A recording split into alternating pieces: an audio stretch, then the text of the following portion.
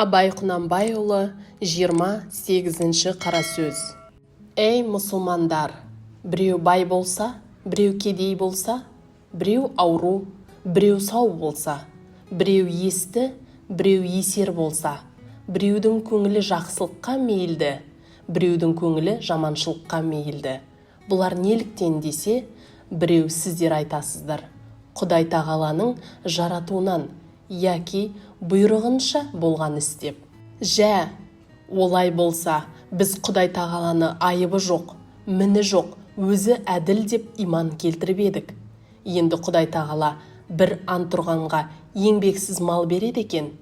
Бір Құдайдан тілеп, адал еңбек қылып, пайда іздеген кісінің еңбегін жандырмай, қатын баласын жөндеп асырарлық та қылмай кедей қылады екен.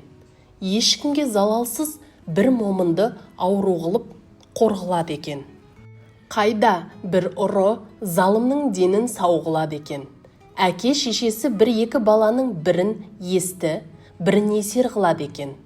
Тәмәм, жұртқа бұзық болма, түзік бол деп жарлық шашып, жол салады екен. Түзікті бейішке шығарамын деп, бұзықты тозаққа саламын деп айта тұра, пендесінің біреуін жақсылыққа мейілдендіріп, біреуін жаманшылыққа мейілдендіріп, өзі құдайлық құдіретімен біреуін жақсылыққа бұрып, біреуін жамандылыққа бұрып жіберіп тұрады екен. Осының бәрі Құдай тағаланың айыпсыз, мінсіз, ғафур рахимдылығына, әділдігіне лайық келе ме? Жұрт та, мүлік те бәрі Құдайдың өзінікі. Бұл қылғанын не дей аламыз? Өз мүлкін өзі не қылса қыла береді. Оны айыпты болады дей алмаймыз десең, ол сөзің Құдай тағаланың айыбы, міні жоқ емес, толып жатыр, бірақ айтуға бата алмаймыз дегенің емес пе? Олай болғанда пенде өз тырысқандығы менен не табады? Бәрін қылушыға қылдырушы өзі екен. Пендеге өкпелейтұғын еш нәрсе жоқ.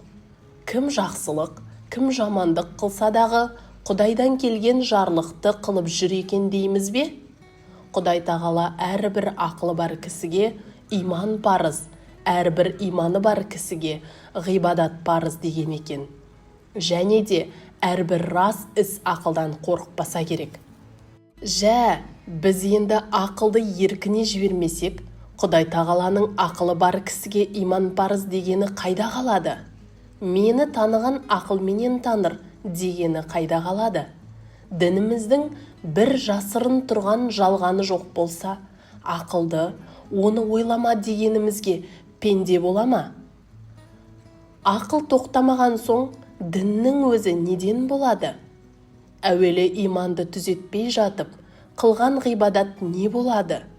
Жоқ, сен жақсылық, жамандықты жаратқан Құдай, бірақ қылдырған Құдай емес, ауруды жаратқан Құдай, ауыртқан Құдай емес.